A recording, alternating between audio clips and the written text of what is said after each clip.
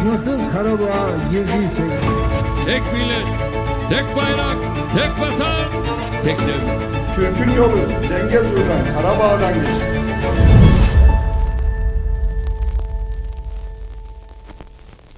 Բարև ձեզ, եթերում իրական Թուրքիա նախագիծն է։ Այն, որ Թուրքիայի փողոցներում մեկին վիրավորելու համար հայ են ասում, մեծ նորություն չէ։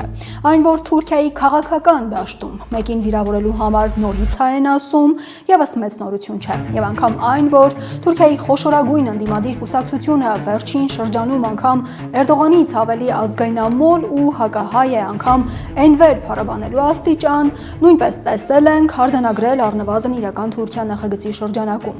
Այսօր առաջարկում ենք տեսնել եւս մեկ դրվագով, թե ինչպես է թուրքը թուրքին վիրավորելու համար հայի որդի ասում։ Սա 1 դար առաջ, 5 տարի առաջ չի եղել, 2 օր առաջ պատահած բան է։ Էկրանին տեսնում եք X-ում գրառում, որում ընդդիմադիր քեմալական կուսակցությունից Թուրքիայի մեջլիսի падգամավորն առաջարկում է Թուրքիայում քրդերեն լեզվին կարգավիճակ տալ։ Նույն ընդդիմադիր քեմալական կուսակցությունից մեկին սա դուր չի եկել։ Տարածել է տեսանյութը ու հարցնում է, թե քեմալականներն ինչու դեռ չեն վռնդել падգամավորին իրենց շարքերից։ Նրան պատասխանել են մեկնաբանությունները, օրինակ այսպիսի. լռիր հայի սերունդ։ Վիրավորանքն անպատասխան չի մնացել։ Հայի սերունդը հայրդ է, զզվելի հիմար, ես թուրքի որդի թուրք եմ, պատասխանել են։ Իրական Թուրքիա նախագծի այս թողարկմանը դիտեք։ Եթե այսօր թուրքերը խոսում են Զանգեզուրի միջանցքի մասին, ապա դրա ճարտարապետը Մուստաֆա Քեմալ Աթաթյուրքն է, ինչպես է Թուրքիան շնչահեղձանելու իրական Հայաստանը։ Bugün Zengezur koridorundan bahsediliyorsa bunun mimarı Gazi Mustafa Kemal Atatürk'tür. Թուրքական մեդիան հատուկ ուշադրության տակ է պահում Սիրիայի հայերին, որոնք թուրքերի գործած ցեղասպանության կենթանի ապացույցն են։ Dedelerimiz Diyarbakır'dan gelmişler. Վաշինգտոնում Ալիևի թիկնապահների ծեծը ջրի երես է հանել Ադրբեջանի ներքաղաքական ինտրիգները։ Ալիևը վախենում է, Ալիևից հետո ոչ մի Ալիև չի կարող իշխել Ադրբեջանում։ Bu aksiyalarda İlham Əliyev qorxur. Եվ հարցազրույցներ Միխայիլ Հեզեման Թուրքիան պետք է փոխհատուցի հայերին, Թուրանը խժռելու է Հայաստանը։ All Eastern Turkey is indeed Western Armenia, stolen Western Armenia. Հեմն մամրաշ թուրքերը գիտեն, որ այդ հողը իրենց չի պատկանում եւ մի օր հեռանալու են։ They understand that. They know that it's not their place. One day they have to leave. Եվ Սերդար Քորուջու Թուրքիայի եւ Ադրբեջանի տեսանկյունից Փաշինյանը Հայաստանի վարչապետի լավագույն թեկնածուն է։ Hem Türkiye hem Azerbaycan açısından yani Paşinyan'dan daha iyi bir seçeneğin olduğunu düşünmek imkansız. Եվ այսպես Սյունիքում Թրամփի ուղու թրիփի կամ ինչպես Թուրքիայի արտգործնախարարն ու Ալիևն են ասում Զանգեզուրի միջանցք կոչվածի վերաբերյալ Փաշինյանի ընկալումներից այն կողմ գոյություն ունի նաև թուրքական ընկալումը։ Ու քանի դեռ Փաշինյանը միայն նոր է Հայաստանի քաղաքացիներին հայտնում, որ անգամ Սյունիքով անխոչնդոտ անցում ստանալուց հետո որոշ ուժեր Հայաստանին փորձում են դնել երկաթուղային փակուղու մեջ, թուրքական հեռուստաեթերում այս նույն պատմության հակառակ երեսն է։ Այն երեսը, որը ցույց է տալիս Հայաստանին փակուղում թողնելու ու շնչակտուր անելու թուրքական մտադրությունը նոր չէ։ Թուրքական հեռուստաալիքներից մեկը վերահրապարակել է ամիսներ առաջ Թրամփի ուղու շուրջ պայմանավորվածությունների առաջին փուլում արված հարցազրույցից մի հատված, որում բացել էին Հայաստանի քարտեզն ու թուրքերին բացատրում էին, թե ինչ է կատարվում։ Türkiye'nin doğusunda Amerika fiili değil artık. Resmi olarak komşudur Türkiye. Թուրքիայի արևելքում Ամերիկան այժմ պաշտոնապես ոչ միայն փաստացի Թուրքիայի հարևանն է։ Այս տարածաշրջանում արդեն ամերիկյան տարածք։ Hiç onunla karıştırmayın. Yani efendim zaten Amerika buradaydı. Ya Amerika burada fiilen olmak ayrı bir şey. Կա հիմա նրանք կարող են ասել դա ընդհանրապես այդպես չէ, մի շփոթեք փաստերը, կամ Ամերիկան արդեն այստեղ էր, բայց Ամերիկայի այստեղ լինելը իրականում մի բան է, իսկ տեղում պաշտոնապես ներկայությունը բոլորովին այլ։ Ամերիկային Հայաստանի տարածք բերելը պլանի երկրորդ մասն է, իրավիճակային լուծում, որից առաջին իսկ հնարավորության պարագայում թուրքերը փորձելու են ազատվել։ Պլանի առաջին մասը գծել է Աթաթյուրքը, թուրքական աշխարհի ճանապարհին ընկած հայկական 3 տարածքներից Նախիջևան, Սյունիք, Արցախ, առաջինը պոկելով, երբ Նախիջևանն անցավ խորհրդային Ադրբեջանի վերահսկողության տակ, Թուրքիան Նախիջևանի հետ սահման չուներ, անգամ ամենակարճ սահմանը ստանալը Աթաթուրքի գերխնդիրն էր։ Atatürk'ün 1932'de yapılan anlaşmayla Atatürk'ün büyük dehasıyla alınmıştır. Աթաթուրքի մեծ հանճարի շնորհիվ 1932 թվականին կնքված պայմանագրով է ձեռք բերվել Դիլիջուն, ումից է ձեռք բերվել Իրանից։ Ինչու է ձեռք բերվել։ Աթաթուրքը մի խոստում ուներ ապագայում Թուրքիան կապ կհաստատի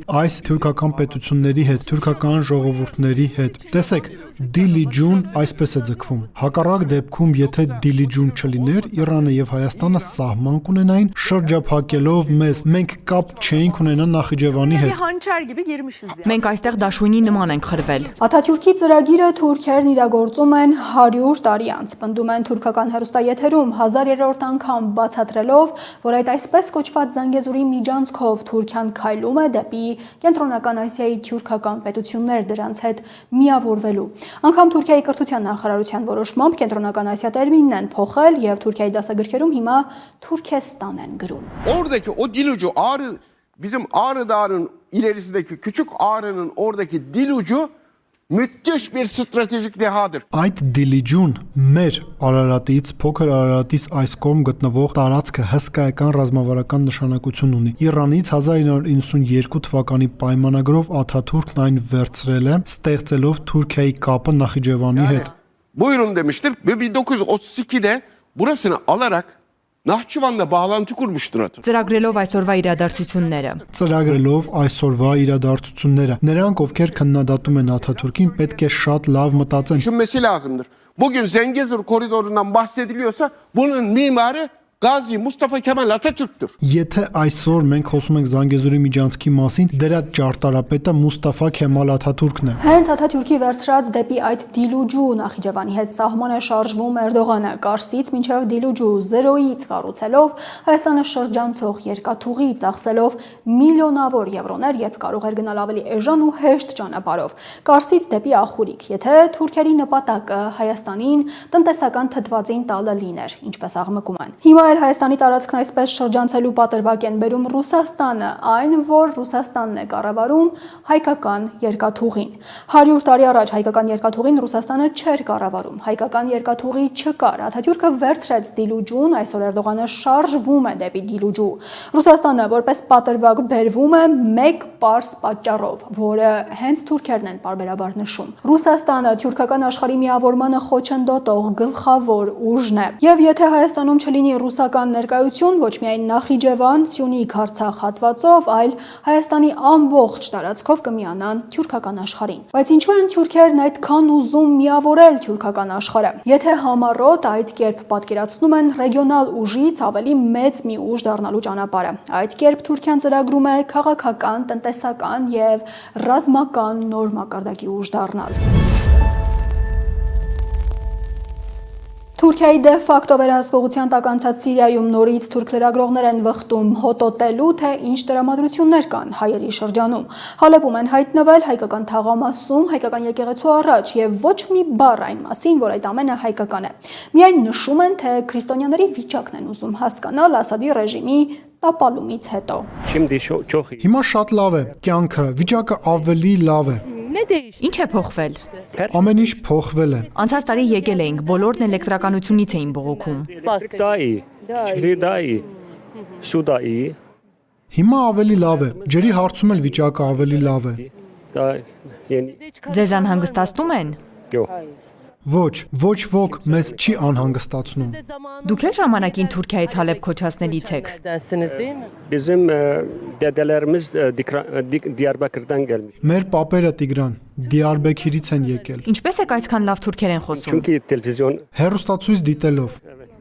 Լրագրողը հարցնում է Թուրքիային ուղված ինչ խոսք ունեն, դրական ինչ որ մաղթանքների ակնկալիքով։ Տիկինը ոչ մի դրական մաղթանք չի հղում, խոսքը փոխում է։ Մոտենում են ուրիշ քրիստոնյաների, նրանք հայերեն ոչ մի բառ չեն ասում, այնպես որ չենք կարող ասել հայ են թե ոչ։ Բայց ուշագրավն այն է, որ թուրք լրագրողի հետ արաբերեն են խոսում թարգմանչի օգնությամբ, սակայն հարցազրույցի վերջում, ֆրազի վերջում պարզ երևում է, որ թուրքերեն խոսում են եւ թուրքերին կարևոր ուղերձ են հղում։ مثل بالعربي بقول إذا جارك بخير أنت بخير Anladın mı? Արաբները հայտնի խոսք ունեն. հարևանդ լավ լինի, դու էլ լավ կլինես։ Հասկացար։ Եվ վերջում առաջարկում ենք հիշել, թե ինչ էին թուրք լրագրողները նկարահանել Հալեպի հայկական թաղամասերում անցած տարի։ Birçok kişinin Türkçe konuşmasını ben şaşırdım açıkçası. Bu kadar beklemiyordum bir de akıcı. Շատերը թուրքերեն էին խոսում, անկեղծ ասած զարմացա, չէի սպասում, որ նման բան կլինի։ Նրանց մեծ մասն անգամ Թուրքիայում չէր եղել։ Antep'ten kimisi, Malatya'dan, Kilis'ten. Նրանց պապերն էին Թուրքիայից, այն թափից, Քիլիսից, Մալաթիայից Հալեպ հասել։ Ermeniler, Hristiyanlar. Բոլորը քրիստոնյա էին, բոլորը հայեր, քրիստոնյաներ։ Թուրքական մեդիայի հետևողական ուշադրությունը ցուցիչ է, որ Հալեպի հայերը, որոնք ցեղասպանությունից փրկվածների ժառանգներն են, թուրքերի իրագործած ոճրի կենթանի ապացույցն են, Թուրքիայի իշխանությունների հատուկ ուշադրության կենտրոնում են։ Թուրքական նախագիծ Ադրբեջան, որին այս թողարկմանը բավական ծավալուն կանդրադառնանք, որովհետև հերթական անգամ պարզվում է Արցախի օկուպացիան Ալիևների ընտանիքին հավերժական իշխանություն չի երաշխավորում։ Պատերազմի էյֆորիան անցնում է, ադրբեջանցիների աղքատության եւ Ալիևների թալանի ու բռնապետության հարցը նորից սուր դրսևորումներ է ստանում։ Այս անգամ Վաշինգտոնում, ինչպես վստահաբար լսել եք, Ալիևի թիկնապահները դաժանաբար ծեծել են մի քանի ադրբեջանցի ակտիվիստների, 7-8 ակտիվիստի, որոնք փորձում էին ցույց անել այն հյուրանոցի առաջ, որտեղ Ալիևներ հաստատվել։ Անգամ այստեղ Բաքվում արդեն մեղավոր են կարգել հայերին։ Այդ մասին վայրկյաններ անց, մինչև այդ առաջարկում ենք տեսնել, թե ինչպես է եղել։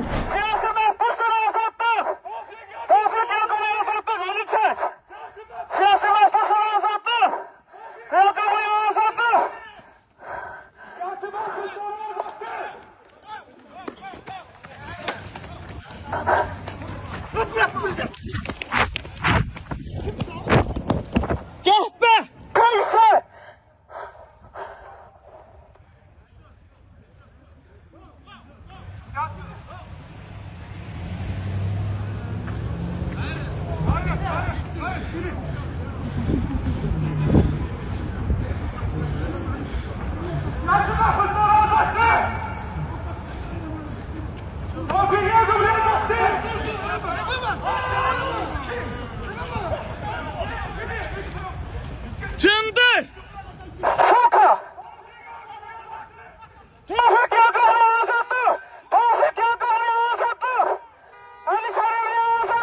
Բարձրախոսով գոռում են ազատություն քաղբանտարկյալներին, ընդ որում ծեծվողներից մեկը Բաքվում բանտարկված ընդդիմադիրներից Թոֆիկ Յագուբլուի որդին է։ Կատարվածից հետո մեծ աղմուկ բարձրացավ, որի հետևանքով Վաշինգտոնում Բաքվի դեսպանությունը հարկադրված բացատրություն տարածեց, թե երբ Ալիևի կորտեժը մոտեցել է հյուրանոցին, ցուցարարները փորձել են ուժով մտնել հատուկ պահպանվող գոտի եւ ագրեսիվ գործողություններ իրականացնել Ալիևի մեքենայի դեմ։ Թե այդ ծեծով կանխել են Ալիևի անվտանգության սպառնալիքը, սա իհարկե ծեծվածներն անպատասխան թողնել չէին կարող։ Այն մեկը, որը հենց Յակուբլուի որդին է, տեսանյութ տարածեց, հայտարարելով, թե իրենք ոչ մի սպառնալիք էլ չէին ստեղծում, խաղաղ ակցիա էին իրականացնում։ Sadəcə dinc etiraz aksiyası, siyasi məhbuslara azadlıq aksiyası. Մեր նպատակն էր պահանջել ազատություն բոլոր քաղբանտարկյալների, այդ թվում զրպարտությամբ բանտարկված լրագրողների, մարդու իրավունքների պաշտպանների Ալի Քարիմլիի եւ Տոֆիկ Յագուբլուի համար։ Ինչ սադրանքի մասին կարող է խոսք լինել։ Bir şey ola bilməz. İlham Əliyevə zaten Azərbaycanda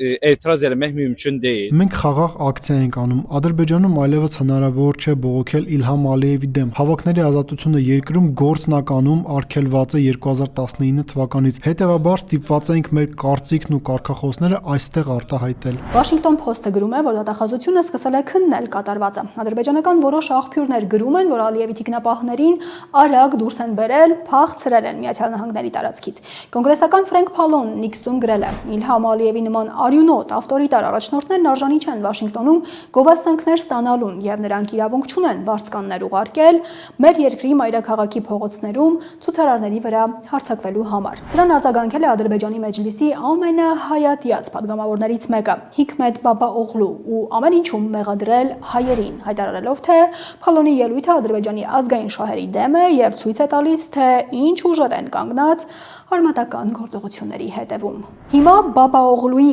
կարծիքից ավելի լուրջ կարծիքների, արձագանքների եւ Ադրբեջանի ներքաղաքական ինտրիգների մասին։ Ալիևի թիկնապահների ծեծին առաջին արձագանքողներից մեկը ադրբեջանական Ազատ լք թերթի գլխավոր խմբագիրն էր, որը կատարվածը մեկնաբանել է մի քանի կետով, առանձնացնենք մի քանիսը։ Այս տեսարանները կտարածվեն ամբողջ աշխարհում, իհարկե Ալիևի ռեժիմի թրոլ մեդիան կարող է սա ներկայացնել որպես Վաշինգտոնում երկաթե բռունցքի հաղթանակ, բայց ավելի իրատեսական է, որ ամբողջ աշխարհում կամրապնդվի միտքը, որ Իլհամ Ալիևը լեգիտիմ նախագահ չէ, քաղաքական պատասխանատվություն չի կրում, կառավարում է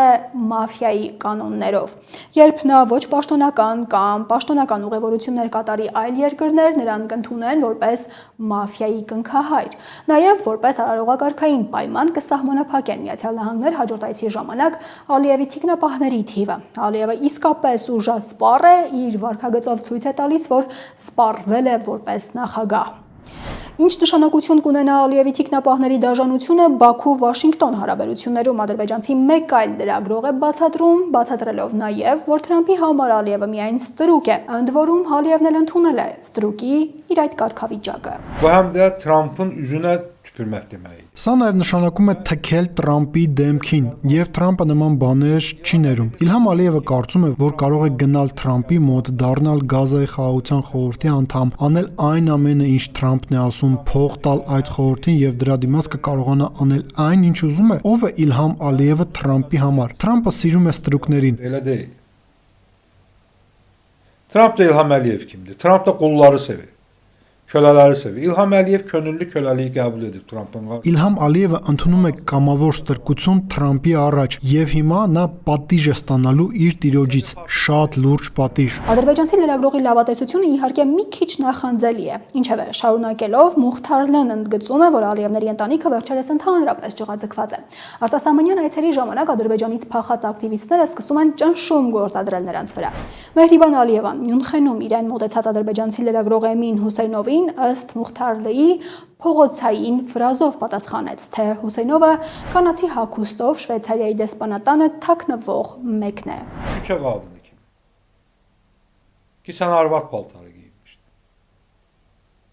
Və bu cavabı, bu sözü deyən adam vitse-prezidentdir və o adamın başı çatmır ki. Փողոցի մարդու եւ փողոցի կնոջ պատասխան էր դա, եւ այդ պատասխան տվողը փոխնախագահ է։ Նա չի հասկանում, որ եթե լրագրողը կանացի զգեստ է հագնում եւ թաքնվում է դեսպանատանը, ապա նա վտանգի տակ է։ Այսինքն իր բնակության երկրի կառավարությունը անօրինական է։ Իր բնակության երկրում բռնապետություն է։ Եթե Էմին Հուսեյնովը թաքնվել է կանացի զգեստով, ումից է թաքնվել։ Իլհամ Ալիևից ինչու պետք է լրագրողը թաքնվի։ Լրագրողը թաքնվում է, երբ նրա կյանքին վտանգ է սպառնում, եւ Իլհամ Ալիևը վտանգ է ներկայացնում Էմին Հուսեյնովի համար։ Նա 2 անգամ փորձել է սպանել Էմին Հուսեյնովին։ O hadisədən 2 dəfə Öncə 2 dəfə Emin Hüseynovun həyatına sui-qəsd edilmişdi. Ալիևայից առաջ Ալիևն էր Մյունխենում իրեն մոտեցած ադրբեջանցիների ազատ մեդիայի մասին հարցին պատասխանել, թե աշխարհում ազատ մեդիա չկա։ Մուխթարլն այստեղ հիշեցնում է Թուրքիայում, Վրաստանում, Ֆրանսիայում սպանված ադրբեջանցի լրագրողներին, որոնք պատվերով նյութեր չէին գրում։ Սպանությունների մեջ մեղադրում է Ալիևին։ Հիշում է նաև առևանգված եւ Ադրբեջան տարված լրագրողներին, որոնցից մեկը հենց ինքն է, Մուխթարլն։ Եվ հայտարարում Ալիևը հիմա վախենում է ազատ եւ ողջ լրագրողներից, որոնք իր դեմ ցույցեր են կազմակերպում Մյունխենում, Բեռլինում, Վաշինգտոնում։ Երբ ցուցարարները տեսնում տեսախցիկների առաջ Ալիևը հիմարի պես կարմրում է, փորձում արագ հեռանալ։ Qorxuram da. Bu aksiyalardan İlham Əliyev qorxur. Վախենում է Իլհամ Ալիևը վախենում է բողոքի ցույցերից։ Բարոյապես այս կառավարությունը ոչ մի ազդեցություն չունի, ոչ մի հարգանք չունի Ադրբեջանի ժողովրդի նկատմամբ։ Այս մարտիկ կեղծիքով իրենց հայտարարեցին ազգային, մշակութային, կրոնական արժեքների կրող,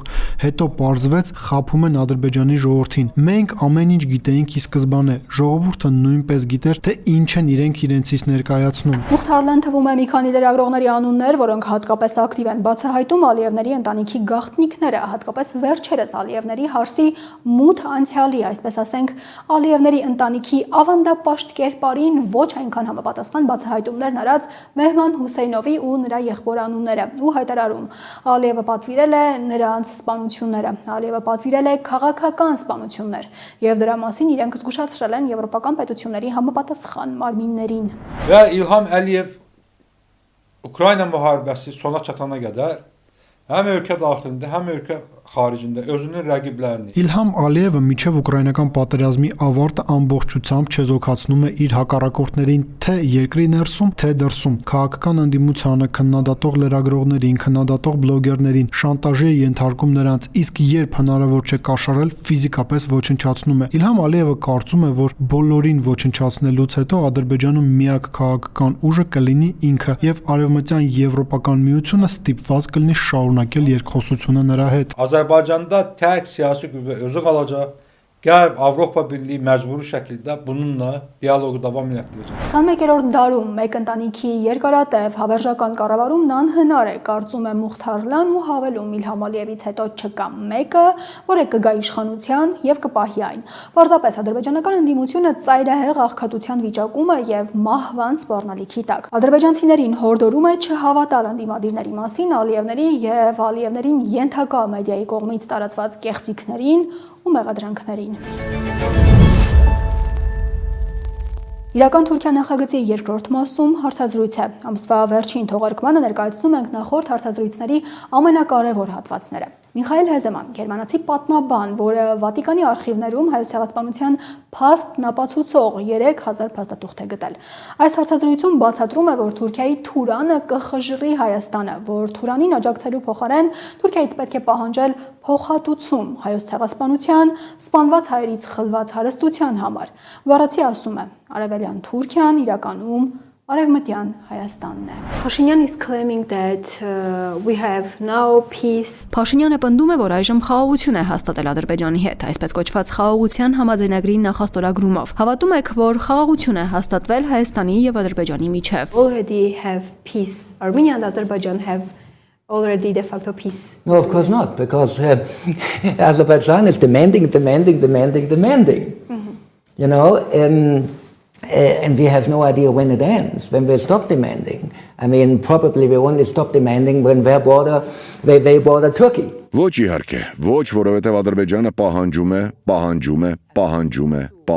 է։ Եվ մենք պատկերացում չունենք, թե երբ նրանք կդադարեն պահանջել։ Հավանաբար կան կառնեն այն ժամանակ, երբ Ադրբեջանը սահմանակից դառնա Թուրքիային, մեջտեղից հանելով Հայաստանը։ Միշտ պետք է հիշենք, որ եւ Ադրբեջանում եւ Թուրքիայում, եւ ես նկատի ունեմ, որ նրանք եղբայրական ազգեր են, թուրքեր են, հետևում են մի գաղափարախոսության, որը մենք տեսնում ենք հատկապես Թուրքիայում։ Հալածում են կրոնական փոքրամասնություններին, քրիստոնյաներին։ So to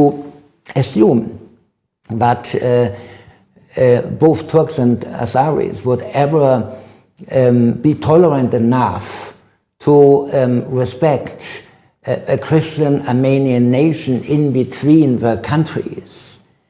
is illusionary. Ենթադրել, թե թուրքերը եւ ադրբեջանցիները երբևէ բավականաչափ հանդուրժող կլինեն հարգելու քրիստոնյա հայ ազգին եւ Հայաստանը, Թուրքիայի եւ Ադրբեջանի միջև պատրանք է։ Նրանք դեռ հավատում եւ հետևում են մեծ Թուրանի գաղափարախոսությանը, ինչը նշանակում է ունենալ մեծ թուրքական կայսրություն, Բոսֆորից մինչև Թուրքմենստան, եւ սա թուրքական ֆաշիզմն է։ Fascism, you have to say. Our prime minister is Մեր վարչապետը պնդում է, թե Թուրանը վտանգավոր չէ Հայաստանի համար։ Մենք կարող ենք այդ նախագիծն օգտագործել որպես հնարավորություն Հայաստանի համար։ Այդպես է։ Well, I mean, to open the gates for somebody who hates you, who does not even Դարպասները բացել մեկի համար, որն ատում է քեզ, որը նույնիսկ ներողություն չի խնդրում ցեղասպանության համար, չի խոսում փոխհատուցում վճարելու մասին։ Վտանգավոր չէ։ Of course, Turkey has to pay billions in compensation to the Armenians, given what we stole from the Armenians. I mean, all Eastern Turkey is indeed Western Armenia stole. Թուրքիան պետք է միլիարդավոր դոլարների փոխհատուցում վճարի հայերին, հաշվի առնելով, թե ինչ է գողացել հայերից։ Ամբողջ արևելյան Թուրքիան իրականում արևմտյան Հայաստանն է, գողացված արևմտյան Հայաստանը, եւ քանի տուն, ընկերություն, գույք եւ ամեն ինչ է գողացվել հայերից, որոնք կամ սպանվել են, կամ վտարվել երկրից։ Ոչ բոլորն են նույնիսկ Հայաստանում բավականաչափ համարձակ, որպեսզի բարձրացնեն այս թեման, որը դուք հենց նոր նշեցիք։ As a fact, I mean, we Germans, I'm a German, okay, and we committed a major crime, the Holocaust, maybe the biggest crime. Բայց դա փաստ է։ Ես գերմանացի եմ եւ մենք գործել ենք մեծ հանցանք, Հոլոկոստը, գուցե պատմության մեջ ամենամեծ հանցագործությունը։ Բայց 1949 թվականից ի վեր մենք վճարում ենք փոխհատուցումներ,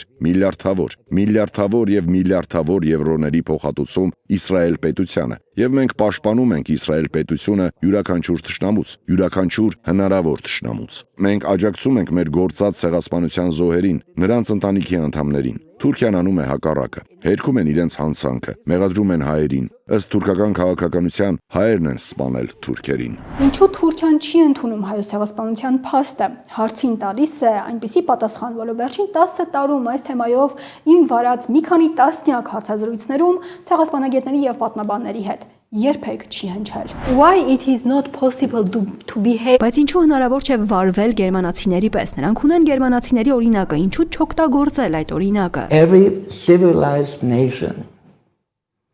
would do what Germany did. Յուրաքանչյուր քաղաքակիրթ ազգ կաներ այն, ինչ արեց Գերմանիան, ոչ միայն ներողություն խնդրելով, այլև պատասխանատվություն կրելով, փոխհատուցում վճարելով։ Սա շատ տրամաբանական բան է։ Բայց գիտեք, քրիստոնեության մեջ մեղքի ընկալումը տարբերվում է իսլամում եղածից։ You know, the concept of guilt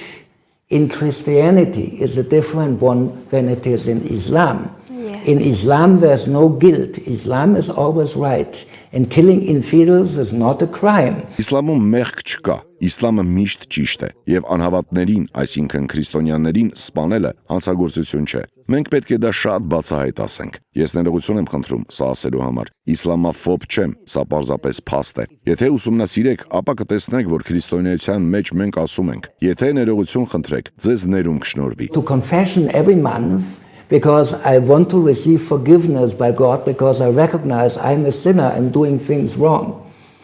And this concept of admitting your mistakes, your crimes, your sins, and receiving forgiveness. Որպես կաթոլիկ ինքս ամեն ամիս խոստովանության եմ գնում, որովհետև ուզում եմ Աստծուց ներում ստանալ, որովհետև գիտակցում եմ, որ մեղավոր եմ։ Ես սխալ բաներ եմ անում, եւ այս գաղափարը, քո սխալները, քո հանցագործությունները, քո մեղքերը ընդունելու եւ ներում ստանալու խոստովանության գաղափարը չկա իսլամում։ Գործ ունենք երկու տարբեր մտածելակերպերի հետ, եւ սա է ամբողջ խնդիրը։ Գաղափարախոսությունը, որը թուրքական եւ ադրբեջանական կառավարության գործողությունների հետևում է, տարբեր է հայ քրիստոնեական մտածելակերպից։ Հայաստանի իշխանությունների հայ եկեղեցու դեմ գործողությունները գերմանացի պատմաբանը դատապարտում է, անգամ եթե եկեղեցու ներսում կան այն խնդիրները, որոնց մասին խոսվում է, որովհետև եկեղեցու դեմ պայքարը ուղիղ նշանակում է մասնատել երկիրը, իսկ սա այն է, ինչ ցանկանում են Հայաստանի թշնամիները։ Prime Minister of Armenia is blaming the Հայաստանի վարչապետը եկեղեցու որոշ ներքին խնդիրներից է խոսում, որոնց մասին վստահ եմ դուք նույնպես տեղյակ եք։ Իսկ ինչ եթե եկեղեցին իսկապես որոշ ներքին խնդիրներ ունի, արդյոք սա իրավունք է տալիս հայկական պետությանը, Հայաստանի կառավարությանը, Հայաստանի վարչապետին նման քայլեր անել։ Does this give a right to Armenian state to make these kind of steps? You know, in every free state we have a separation of church and state. And the state should not interfere into eternal affairs of the church. It is not up. Յուրաքանչյուր ազատ երկրում լինում է եկեղեցու եւ պետության տարանջատում, եւ պետությունը չպետք է միջամտի եկեղեցու գործերին։ Վարչապետի, նախագահի կամ այլ անձի գործը չէ դատողություններ անել կաթողիկոսի լեգիտիմության մասին։ Այդ հարցը պարզապես շատ ավելի վեր է նրա իրավասությունից։ It would have a global outcry if, for example, Mrs. Meloni. Համաշխարհային աղմուկ կբարձրանա, եթե օրինակ վարչապետ Տիկին Մալոնին, որը հրաշալի անձնավորություն է, ես նրան կբերեմ որպես օրինակ, սպառնար ձերբակալել Հռոմի պապին։ Սա լիովին իրացիոնալ սցենար է։ Նկատի ունեմ, որ կաթողիկոսի լիազորությունը գալիս է երկնքից, գալիս է Սուրբ Հոգուց, գալիս է եպիսկոպոսների համայնքից, գալիս է այն մարդկանցից, ովքեր աղոթում են եւ աղոթքով ընտրում, թե ով է եկեղեցու համար ճիշտ հովիվը։ Եվ սա ժողովրդավարություն չէ։ Եկեղեցին ժողովրդավարության մասին չէ, երբեք։ But for the church. And this is not a democracy. Church is not a democracy, never ever. It's a hierarchy and representing the heavenly hierarchy. Եկեղեցում կա հիերարխիա, կա երկնային հիերարխիան, եւ հենց այն պահին, երբ որևէ կառավարություն միջամտում է եկեղեցու ներքին գործերին, հայտնվում է բացարձակապես սխալ ճանապարհի վրա, վտանգավոր ճանապարհի վրա։ It's a very dangerous path. Why? because it is going beyond your competence. They don't have the right to do it because the church is the church. Քանի որ գերազանցում է իր իրավասությունը, իրավունք չունեն անել այն, ինչ անում են։ Եկեղեցին, այսպես ասած, սեփական կորպորացիա է, որը 2000 տարեկան է, Հայաստանի դեպքում 1700 տարեկան։ Our Catholicos is speaking about Nagorno-Karabakh, about Artsakh. Մեր կաթողիկոսը խոսում է Լեռնային Ղարաբաղի Արցախի մասին, իսկ ադրբեջանական կողմը մեղադրում է կաթողիկոսին Արցախի մասին խոսելու համար, եւ դրանից հետո սկսվեց այս արշավի ակտիվ փուլը։ Տեսնում եք այստեղ կապ։ First of all, of course he has to speak about Artsakh. Because these are members of his flock. The Christian Armenians who are losing their home country. Նախ եւ առաջ իհարկե նա պետք է խոսի Արցախի մասին, քանի որ խոսքը նրա հոտի անդամների մասին է։ Քրիստոնյա հայերը, որոնք կորցրեցին իրենց հայրենիքը, մեծ մասամբ հայ առաքելական քրիստոնյաներ են։ Կաթողիկոսը նրանց հովիվն է, նրանց հայրն է։ So it would be horrible if he wouldn't speak out in favor of them and wouldn't. Սարսափելի կլիներ, եթե չխոսեր նրանց կորսված իրավունքների մասին, չմատնանշեր նրանց վիճակը, չմատնանշեր այն մեծ անարդարությունը, որը տեղի է ունեցել Արցախում այս մշակութային ցեղասպանության ժամանակ։ Այսպիսով մենք կարող ենք շատ շնորհակալ լինել նրան։ Նա բավականաչափ քաջ է, մատով ցույց տալու համար այն տեղը, որն ամենից շատն է ցավում։ Second, of course, the church can have an opinion about a political or historical situation. I mean, every Sunday, when he gives the Angelus prayer, the Pope is commenting on political. Եվ երկրորդ, իհարկե եկեղեցին կարող է կարծիք ունենալ քաղաքական կամ պատմական իրավիճակի վերաբերյալ։ Այսինքն, ամեն Կիրակի Հռոմի Պապը մեկնաբանում է քաղաքական իրավիճակները ամբողջ աշխարհում։ Եվ եթե որոշ եպիսկոպոսներ ձերբակալվում են, օրինակ մենք ունեցանք դեպք, երբ 3 սիրիացի եպիսկոպոսներ առևանգվեցին ահաբեկչական խմբավորման կողմից, Պապը կոչ է անում նրանց ազատ արձակել։ Եվ այսպես, եկեղեցին որպես բարոյական ինստիտուտ ոչ միայն իրավունք ունի, այլև պարտականություն։ To point the finger on situations which are not okay, which are Մատնացույց անելու այն իրավիճակները, որոնք ընդունելի չեն, որոնք վտանգավոր են, որոնք հնարավոր է նույնիսկ հանցավոր են։ Լռեցնել անհարմար կաթողիկոսին նշանակում է լռեցնել հայ ժողովրդի խիղճը, քանի որ սա է նրա սրբությունը։ Because this is what he is. Անհնար է պատկերացնել Նիկոլ Փաշինյանից ավելի լավ թեկնածու Հայաստանի վարչապետի պաշտոնի համար Թուրքիայի եւ Ադրբեջանի տեսանկյունից։ Սա Թուրքիայից լրագրող խմբագիր հայոց ցեղասպանության մասին գրքերի հեղինակ Սերդար Քորուջուի գնահատականն է։ Նրան խնդրել էինք բացատրել, թե ինչ էր նշանակում Թուրքիայի արտգործնախարար Ֆիդանի հայտարարությունը։ Ֆիդանը ընդգծել էր, որ Հայաստանում ընտրություններ են սպասվում, ինչը կարևոր փուլ է, ու հավելել, որ Թուրքիան աջակցում է Փաշինյանի կառուցողական դերին։ Yani şöyle baktığımızda Paşinyan çok farklı bir portre bence Ermenistan siyaseti içinde. Փաշինյանը շատ տարբերվող ֆիգուր է հայկական քաղաքականության մեջ, թե իր ցակման, թե հետագծի առումով։ Որովհետև երբ մենք դիտարկում ենք նախորդ առաջնորդներին, տեսնում ենք, որ Փաշինյանից առաջ միշտ եղել են առաջնորդներ, որոնք հիմնականում հետևել են նույն քաղաքական գծին։ Նրանց հռետորաբանությունը շատ ավելի նման էր։ Karabağ-Artsakh meselesi çok kırmızı bir çizgiydi. Ղարաբաղի Արցախի հարցը կարմիր գիծ էր։ Նրանք քայլեր չէին անում։ Կարող եք քննադատել սա կամ ճիշտ համարել, բայց կարծում եմ քաղաքական նույն գծի վրա լինելու վերաբերյալ որևէ բանավեճ չկա։ Yok. Bu nedenle aslında farklı bir lider yani Paşinyan. Çünkü savaşa girdi, savaşta kaybetti. Çok Ինչ արեց Փաշինյանը։ Նա պատերազմի մեջ մտավ, պարտվեց պատերազմում։ Նույնիսկ այդպիսի մեծ պարտությունից հետո հաղթեց ընտրություններում։ Սա կարևոր պատմական փաստ է, քանի որ համաշխարհային պատմության մեջ մենք հաճախ չենք տեսնում մեկին, որը պարտվում է պատերազմում, ապա վերընտրվում իր երկրի քաղաքացիների կողմից։ Այս առումով պետք է ասել, որ Փաշինյանը հաջողության է հասել։ Ինչպես է դրան հասել, քննարկման այլ հարց է, բայց ի վերջո, այո, նա հաղթել է ընտրություններում։ Եվ մենք պետք է նաև սա հաշվի առնենք։ Şuna bakmak gerekiyor. Yani hem Türkiye hem Azerbaycan açısından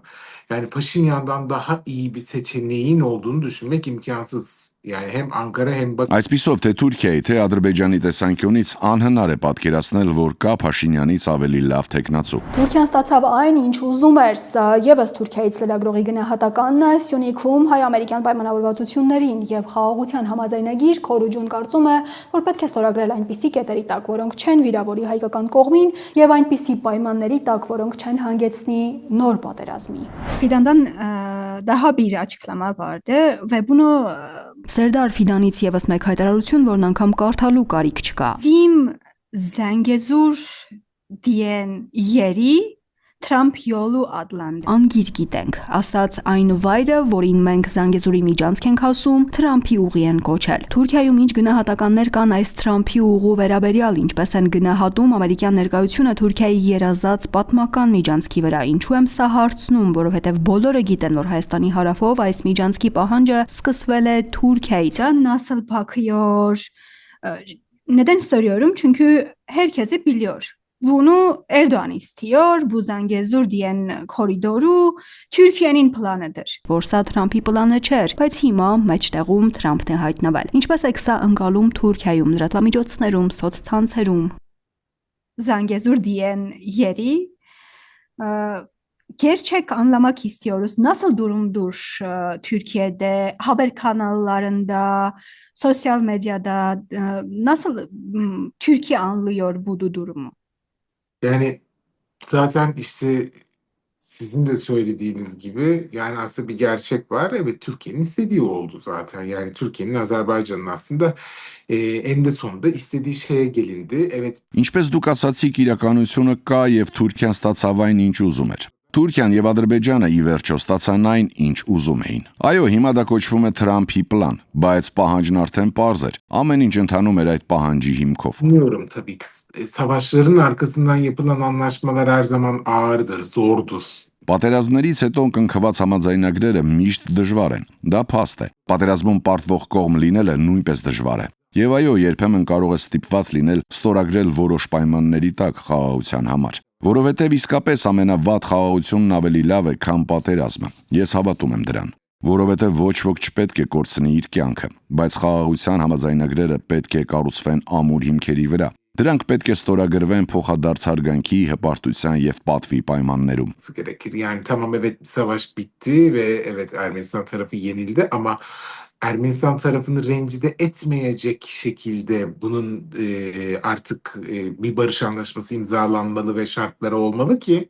bir başka savaşa da yol açmasın. Çünkü gelecekteki savaş... Հայկական կողմը պարտվեց պատերազմում, բայց խաղաղության համաձայնագիրը պետք է ստորագրվի այնպես, որ չվիրավորի հայկական կողմին, եւ այն պետք է ունենա պայմաններ, որոնք չեն հանգեցնի մեկ այլ պատերազմի, որովհետեւ ապագա պատերազմները կանխելու ճանապարհը լավ համաձայնագիրն է։ Ահա թե ինչու Փաշինյանը պետք է կնքի այնպիսի համաձայնագիր, որը կընդունեն հայերը։ Այլ կերպ ասած, դրանում պետք է լինի ոչ միայն այն, ինչ ցանկանում են Անկարան եւ Բաքուն, այլ որը ընդունելի կլինի հայերի համար, որ հայերը եւս իրենց հարմարավետ զգան։ Իհարկե դա պետք է նպաստի նաեւ տարածաշրջանի բոլոր երկրների տնտեսական զարգացմանը։ Իհարկե Ադրբեջանը կարող է ցանկանալ բացել տրանսպորտային միջանցք Նախիջևանի եւ Ադրբեջանի միջև։ Այս ամենը կարելի է քննարկել ապագայում։ Այո, բայց հիմա մենք պետք է ստեղծենք խաղաղ միջավայր, խաղաղության մթնոլորտ։ Հիմա խաղաղության մթնոլորտ կա հայ եւ ադրբեջանական հասարակությունների միջև։ Կարծում եմ չի կարող լինել։ Վերքերը դեռ թարմ են երկու հասարակություններում էլ։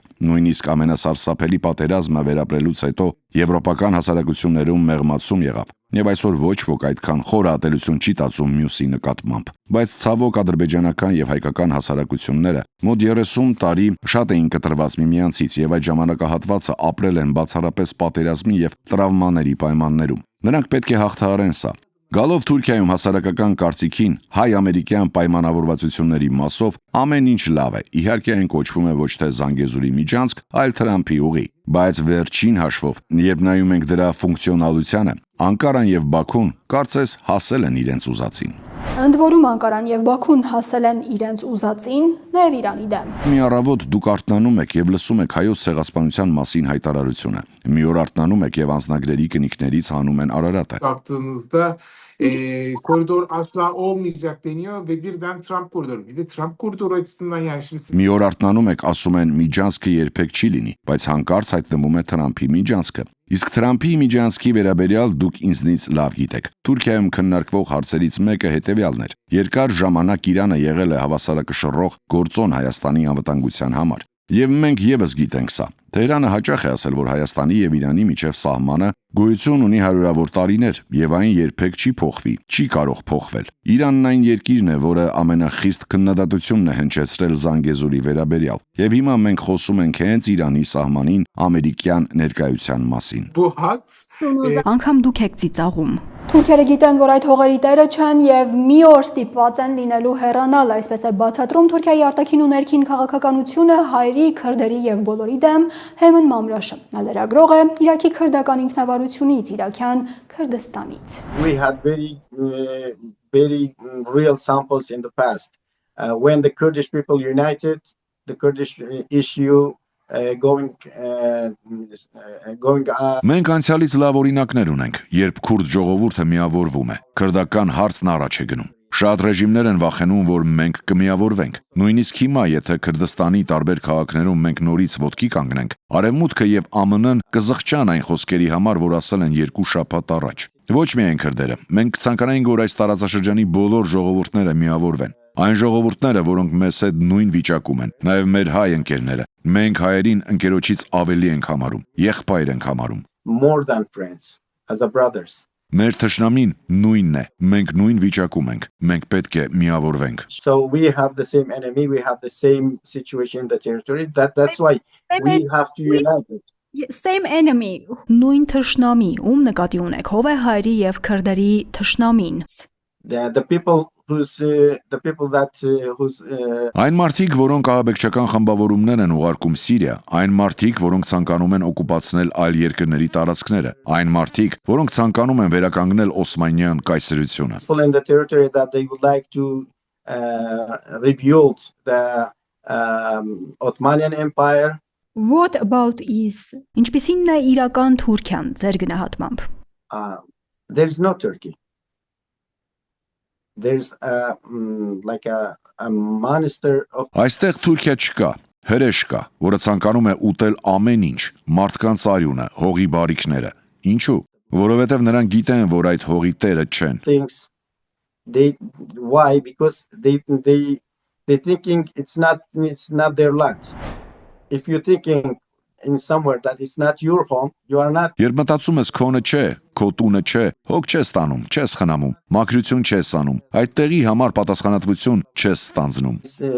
Place. So this land is not of them. That's why they destroying everything. They would like to make a problem here. Այդ հողը նրանց հողը չէ։ Այդ պատճառով են նրանք կորցանում ամեն ինչ։ Այդ պատճառով ամենուր խնդիրներ են ստեղծում եւ ունեն։ Բնական միջավայրն են ոչնչացնում։ Հողի պաշարներն են անխնա վաճառում, որովհետև հասկանում են, նրանք գիտեն, որ դա իրենց տեղը չէ։ Մի օր ստիպված են լինելու հեռանալ։ Սա է Թուրքիան։ Քուրդ լրագրողը կարծում է, որ քրդերի թշնամիները ականատես են լինելու Քրդստանի ձևավորմանը, եւ այդ քրդերն են նրանց հետ ուղարկելու Միջին Ասիա։ Turkish government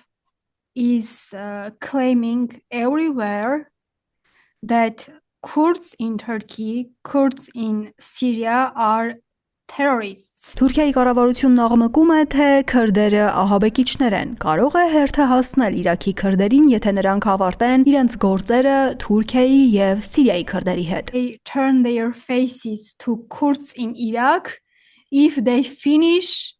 whatever they are planning with the Kurds in Syria. Let me tell you about my Թույլ տվեք պատմեմ ձեզ մի պատմություն այն օրերից, երբ ուսանող էի ԱՄՆ-ում։ Միջոցառումներից մեկի ժամանակ, որը կազմակերպվել էր արտասահմանցի ուսանողների համար, դահլիճ էին բերվել բոլոր այն երկրների դրոշները, որտեղից ուսանողներ կային։ Հարցրեցինք, ինչու մեր դրոշը չկա։ 200-ից ավելի քուրդ ուսանող կար այդ համալսարանում։ Պատասխանեցին՝ ձեր հարևանների պատճառով։ Պարզեցինք, թե որտեղից է գալիս հրահանգը։ Թուրքերն էին։ Հարցրեցինք, ինչու։ Գիտեք ինչ պատասխանեցին։ If two Kurds in Brazil, in Argentina. Ասացին, եթե երկու քուրդ անգամ Բրազիլիայում, Արգենտինայում միավորվեն, անգամ ուսանողական, ոչ թե քաղաքական կազմակերպություն ստեղծեն, ապա մենք դա չենք կարող թույլ տալ։ So, how they accept that the Kurdish people, 25 million Kurdish people in Turkey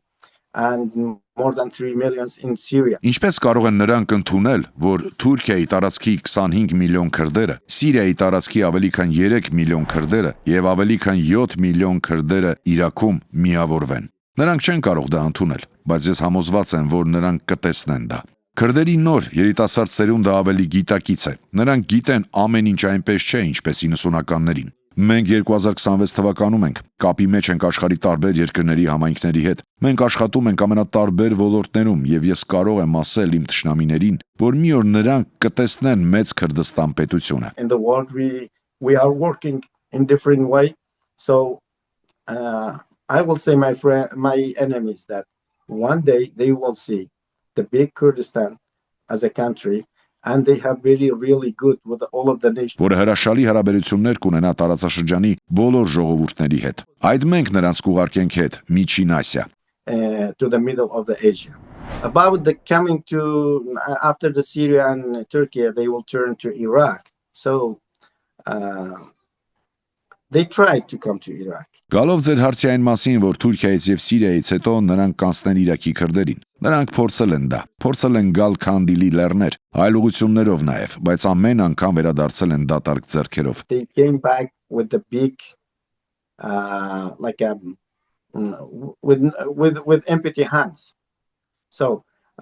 they tried to Նրանք փորձել են Սիրիայի տարածքի քրդաբնակ քաղաքները գրավել տարբեր ահաբեկչական խմբավորումների միջոցով, բայց նորից դատարկաձեռն են մնացել։ Հիմա նրանք փորձում են գալ Սիրիա, իսլամական պետություն ահաբեկչական խմբավորման նոր տարբերակի, Սիրիայի նոր կառավարության հետ, բայց համոզված են, որ կրկին դատարկ ձեռքով կվերադառնան։ Թող գան Իրաք, թող գան եւ կտեսնեն ինչպես ենք մենք պաշտպանում մեզ։ Նրանք կարող են մեր դեմ անօթաչուներ, կործանիչներ կիրառել, փորձել ցեղասպանել մեզ, բայց նրանք չեն կարող ջնջել մեզ որպես ազգ։ Դուք դիտում եք իրական Թուրքիա նախագիծը, շնորհակալություն ուշադրության համար։